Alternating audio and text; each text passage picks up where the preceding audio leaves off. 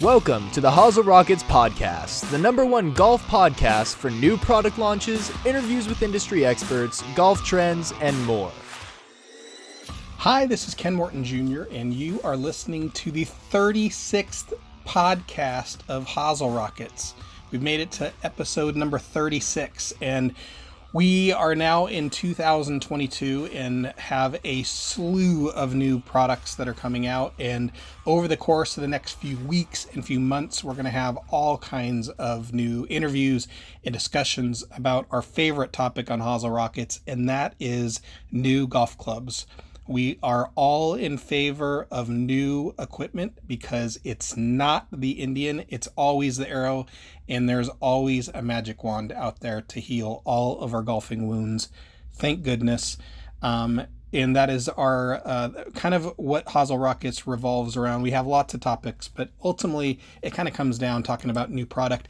This particular week, we are talking all things Odyssey Golf. Our guests on this episode are Odyssey Golf's Sean Tulan, who came over from TaylorMade Golf and was a longtime putter design for them, as well as Luke Williams. And together, they are tasked by Callaway Golf, the parent company of Odyssey, to design and develop all of their new putters. And they have a slew of new putters that are coming out in this month, and we're going to get a chance to really talk about all of them. But first, a little bit of history on Odyssey. They got started way back in 1991. That's actually the year I started buying golf equipment, and a designer who is famous in golf named Jim Flood took advantage of some new materials and specifically a insert that he called Stronomic. And it was composed largely of urethane, which is the material they make Pro V1 and Chrome Soft golf balls out of, and really pioneered the Odyssey putters out of the gate. And right out of the gate, there was a Rossi line that was very popular, named after Bob Rosberg, who was playing the senior tour at the time. Jim was the kind of guy who kind of had his finger in a whole bunch of different things, and he founded Al de la Chaves and designed metalwoods and all kinds of different things. And the putter company really, despite him, took off and became a wild success. That first few years, they did only about $1 million in putter sales, and they would grow up to a wildly successful putter company doing tens of millions. And in 1997, they sold to Callaway Golf, and Callaway Golf has now had it for ever since. They sold 1 million putters back in 1996, if you can even think about that. I mean, that is a lot of golf equipment, and won their first Masters using their putter, and then fast forward to the year 2000, they introduced a putter called White Hot, and it actually released and replaced the original black insert that they had forever. And the White Hot really was the revolution that Callaway really put their stamp on the brand. It was a little bit sharper looking, a little bit more responsive than the black insert. And more than anything, it really took a little bit of an industrial look of their putters and really gave it a really beautiful aesthetic. 2001 saw the 2-ball release to the golf market for the first time. It's hard to imagine that the 2-ball putter now, it's been through a whole bunch of different evolutions, but the concept's still the same. It's 20 years old, or 21 years old this year. It was wildly successful. For those that you maybe have been living under a rock and haven't seen it, there's 2 large circles on the top of the putter that look like golf balls, allowing you to line up 3 consecutive golf balls for directional purposes. They would continue very strong, but as early as 2003, they held a 50% market share in putters out there, which is that is a wild number, particularly as Ping had been such a big putter company, and Odyssey really took the market by storm. If you go ahead to 2016, they revised the White Hot, put some metals in some of the inserts. In 2017, they came out with the O-Works line, which really was a beautiful piece of art, and it really started making designs that increased the moment of inertia and were really appealing to a wide handicap range of golfers, from scratch golfers all the way up to 40 handicaps. They would then have introduced the Stroke Lab putter, which was last year with the new shaft. It's a half steel, half graphite, counterbalanced putter that is really kind of changed putting unto itself again. And really, overall, Odyssey has been the number one putter in golf now for at least a decade or more. Has 600 worldwide tour wins and almost $750 million in prize money earning their putters. And it's certainly impressive. And Odyssey will undoubtedly not be going anywhere anytime soon. They're around for a long time, particularly with this level of leadership that we're going to talk to a little bit. So we're excited to have them. Both of these guys are legends in golf for their putter design and putter department management. And we're really excited that Sean and Luke are going to take some time and talk to us about Odyssey today. So without further ado, please welcome Sean Tulan and Luke Williams. All right, well, I'm super excited to have Sean Tulan and Luke Williams here with Odyssey Golf, and maybe we'll start a little bit with kind of maybe how each of your journeys ended up with Odyssey. Well, I'll start for Luke. He was unemployed. Go ahead, Luke. You can talk. Yeah, You've been here longer than I have. I've been at Callaway my whole career, so it's been 26 years now. I started out working at our test center, and then kind of worked my way up through product design and R&D. And then I was brought over to do a sort of category leadership role, and in that sort of capacity, I've worked on woods and irons and fitting. When Sean came on board after we were acquired by Toulon Design. Nobody really knew that. That's different than how I had heard the story. That's very interesting. Yeah, you just got to go right to the source for the truth. Clearly. So then when Sean came on board, I was doing irons and putters, and he asked me to focus my time and energy on putters, and that's what I've been doing ever since. And Sean, you kind of came in a little bit somewhat as an outsider into the Callaway family, right? Yeah, did I ever? As you know, I spent a long time at TaylorMade, and actually had retired midway through 2015. And I've got 3 kids, Ken, and 2 of them talked me into starting a putter company, which we did, and launched Toulon Design about 6 months later. And about 4 months into that new journey, we got acquired by Callaway, and they brought us in to run Odyssey and do a couple of other things here. So I've only been here now for, I guess, Luke, it's close to 6 years, but it's been a blast. When you spend that long at a company's major competitor, you don't really know how you're going to be accepted, but everybody here has been great. We've had a great time being here and hopefully making a difference. That's one of the items I've had a pleasure to know Chipper for a long time, and he spares no time. No amount of energy is too much in order to go find who he thinks is the best in space, and that's something I really admire about him. You guys are an interesting dichotomy because Sean, you're obviously from outside and bring in some new, fresh ideas. And Luke, with you being around as long as you have, you are kind of, part of the long, OG heritage of Odyssey. How do those kind of two things mix a little bit? Yeah, no, I think you're right. I mean, it's always good to have new ideas and people from the outside, coming in, some fresh blood. And perspective. I think there are times, where Sean will ask me, something about when you guys launched this before, how did this do, or what, that sort of thing. So I have a little bit of the historical perspective, having been through a lot of that, even when not working directly on putters, or at least full time like I am now. So yeah, I think it gives us a nice blend of, lots of experience, some here and some. Sean's been not only with TaylorMade, but just in the industry, all the way starting out as a salesman and, teaching golf, and he's done a little bit of everything. So it's great to have his perspective.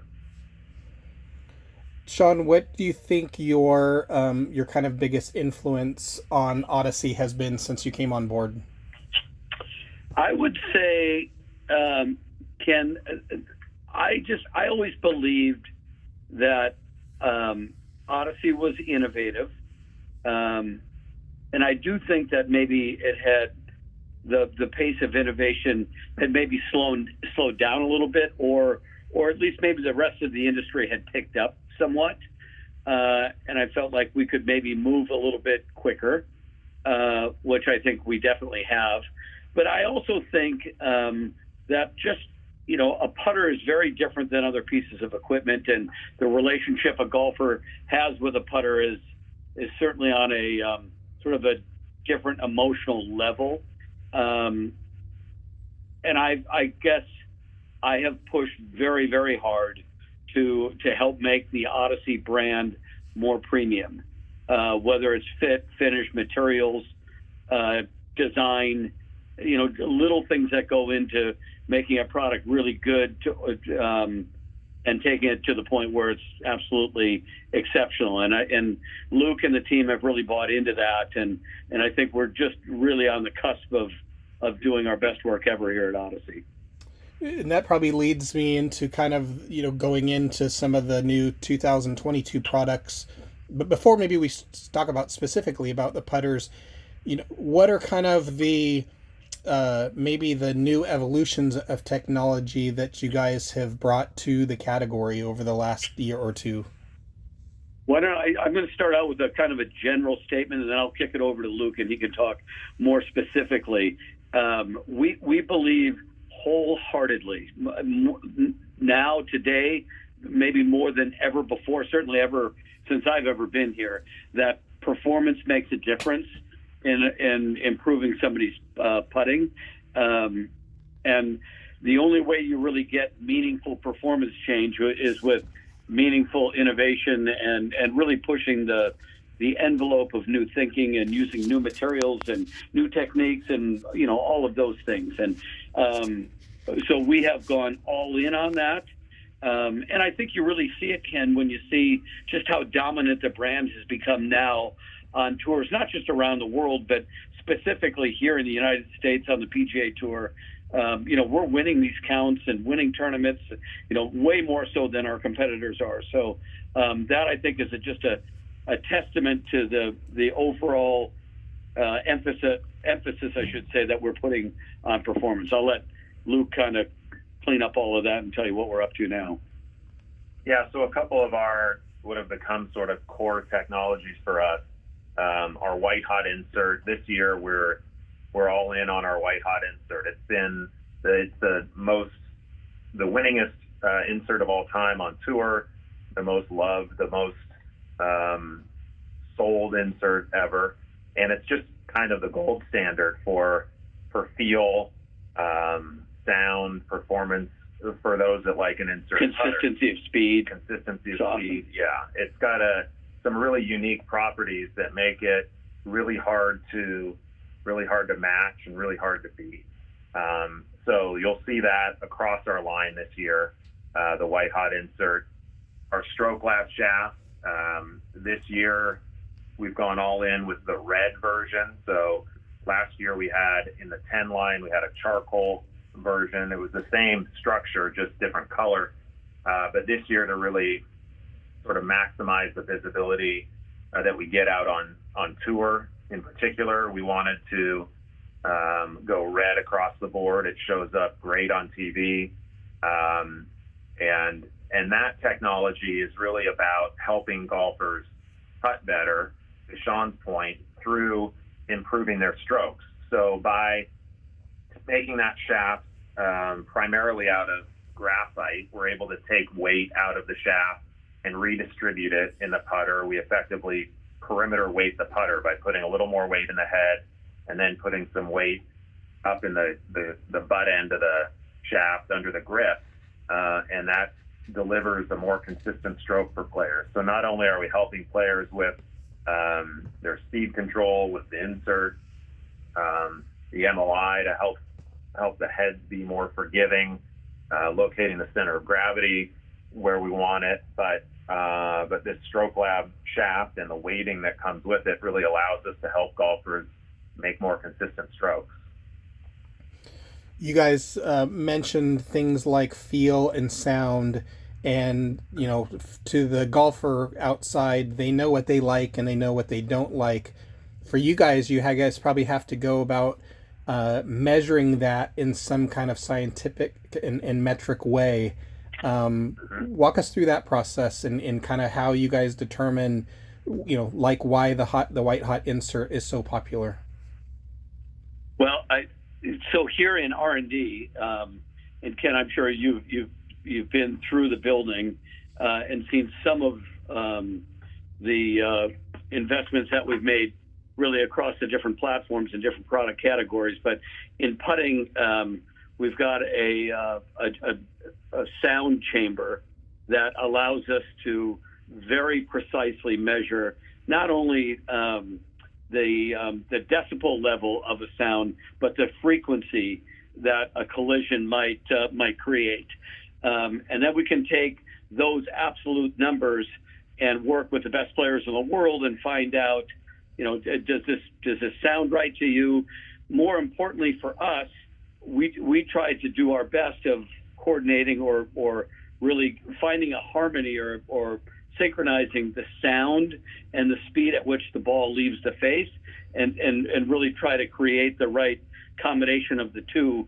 And when we do that right, like we have with White Hot, or we have with the Tulan mill pattern that we have on the Tulan design mill putters, to try to get these things to really be in sync with one another. And when you take those exact measurements and then get them validated by the best players in the world, you usually have a pretty good place to start. And every project that we begin really starts the same way. I've had conversations with Roger Cleveland there in the building on the wood side about how sound is so connected to feel for golfers. I would assume it's very similar in putters as well. I'd say it's even more important, and it's even when you work with the best players in the world, sound equals feel for sure. But with putting, I would say there's an extra element added in there, is when you hit a putt and you have a stroke that sort of kind of what speed you've delivered the putter head to the golf ball, and you get that collision, so you get the sound and you get the feel. Your brain is immediately telling you how far you think that golf ball should go. And if you look up and you see that golf ball hasn't traveled that exact same distance, or the one that your brain sort of predicted it would, then the whole thing sort of falls apart. So sound has to equal feel, and the feel needs to be what you see as far as distance traveled by the golf ball. So sound equals feel equals distance. And if one of those things is out, you're probably not going to resonate very well, certainly with the best players in the world. Yeah, for sure. You talked about distance control and rolling out the distances and all that kind of stuff. And certainly moment of inertia is a key component of that, depending on where you hit it across the face. I think, in my eyes, over the last decade, the acceptance of golfers to try different shapes and really kind of go outside the box from the traditional, bullseye and answer style heads that we all grew up with, has been much more prevalent. As designers and as creators of putters, has that given you more freedom to try new and different things? For sure. And I think you're spot on there. And it probably goes back a little further than that even. I think the the 2-ball putter, when that came out, I would say really kind of ushered in a whole new wave of more progressive mallet designs because of the success that it had, not only in the marketplace, but also on tour. It sort of freed designers up to maybe look at things a little bit differently. So at the time, the 2-ball was a very radical design. It seems like a big putter. If you look at it now compared to other more progressive mallets that are out in the marketplace and on tour, it's not very big, and it looks normal now. But at the time, it was pretty crazy. But players, it worked. It helped a lot of players aim better, and that's one of the things that we can do to help golfers improve their putting. Probably, as much as anything, is get them aiming better. So that really ushered in this whole new wave of putters. To your point, MOI became a point of emphasis for those, because just like with a driver or an iron, when you hit the center, or when you hit it off center, you're going to lose some performance. You're going to lose a little ball speed. You'll lose a little of your directional control. So the higher the inertia, the less you lose. So the more it behaves like a center hit. And so that's really why a lot of these larger, more progressive mallets have come into vogue. They're easy to line up for many golfers, and they have this built-in forgiveness. But we've found that there can be drawbacks too for certain players anyway. The center of gravities on those tend to get deeper. That's why in our 11 this year, we've worked to pull the center of gravity forward, so that we have a more shallow center of gravity closer to the face, and that helps golfers square the putter back up. We find for some players, when the center of gravity gets too far from the face, the putter wants to open on your backstroke, and then it takes more force to get the face to stop opening and get it rerouted and squared back up. So some players will have a tendency, if they're right-handed, to leave the face open and miss their putts to the right. So that's been sort of a drawback of these larger formatted, higher MOI mallets. That's why with our number 11, we were really focused on maintaining that inertia, but pulling the center of gravity forward. And then in our Tri-Hot line, we've got a line of blades that would be, more like the ones that you talked about growing up with in terms of shape and size.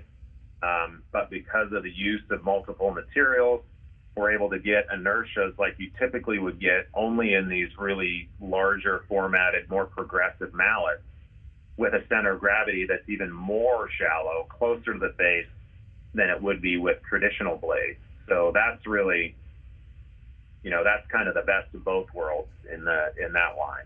I know in woods, the farther the weight is back, we see the change in loft and in launch off of the ball. Does it affect the spin and or launch of the putter loft at all in the same way when the weight's forward or back? I would say yes. It would have to, as just a general rule. I think though, Kenny, it would be pretty difficult to really measure that, but I would say to a small degree, yes. Okay. It's interesting. I used a Ram zebra putter when I was growing up, and didn't understand why I hit it more consistent across the face. I just knew that that it rolled out the same distance, much different than any of the other putters I had, and clearly I was just ahead of my time, right? That's the only answer there is to it. So nowadays when we're fitting putters, though, it's as much as you guys use the pros as the validator of seeing which putters are going to resonate out on tour or not. Obviously, the huge winner of all of this is the mid to high handicappers, who now are going to benefit at a level unlike any other golfer out there with some of these new designs, right? Yeah, absolutely. And I'll use the Tri-Hot 5K as sort of the poster child for this. When we work with the best players in the world, and we've had great success already wins with Tri-Hot 5K, this idea of moving the CG forward, which really helps reduce side spin and control downrange speed better, especially when it's paired with high MOI. That can save a professional golfer a quarter of a stroke around, or one stroke for a tournament. And that number for the average player, because they tend to mishit it a little bit more aggressively than a touring pro would, that number easily doubles or triples. So when you can take these new ideas, new thoughts, and really new executions of innovations and technologies, and take them away, not just to give them to the touring professional, but apply them to the average golfer. That's where the real magic happens. So we use the tour to really validate things, but anything that you see where there's a pretty profound difference in technology for a tour player, the average player, specifically in putting, will see much greater results. You guys have a kind of a brand within the brand with Tulan Designs, and we'd be remiss if we didn't talk about what's new for 2022 on that front as well. Yeah, well, thank you. We're off to just a phenomenal start with Tulan Design. Our counts are up everywhere across the world, really. And I don't think many people would really know that. But if Tulan Design was a standalone brand, I think in Darrell's survey counts now, it would be either the fourth most popular putter brand in the business today, in the industry today, worldwide. So that's something that's really cool. To answer your question, what's new for 2022? It's all new. Every head has been completely redone. The weighting has changed. The overall industrial design of every head has changed. The face pattern has changed. The shaft has changed, and the grip has changed. And Kenny can't do all that without changing the darn head cover, so we changed that too. But it was just tickled with the way the team has come together, embraced this idea of a brand behind a brand, and the business is growing. So we're looking for really big things out of Tulan Design this year. So, Sean, I have one big question for you: is how often your kids are saying "I told you so" now, drawing you out of retirement? Well, that hasn't. I would say it's intensified since we started working together, but I would say that's been going on now for about 30 years. Yeah, no, it's us kids have a tendency to do that to our parents. No, there's no doubt. But you know what? And your father would know this too. But Kenny, I'll be darned if they aren't right most of the time too, right? So a lot of times, for me growing up and having done this now for as long as I have. It isn't always nice to be reminded that you don't have all the answers, but it's true, and I've come to really embrace that.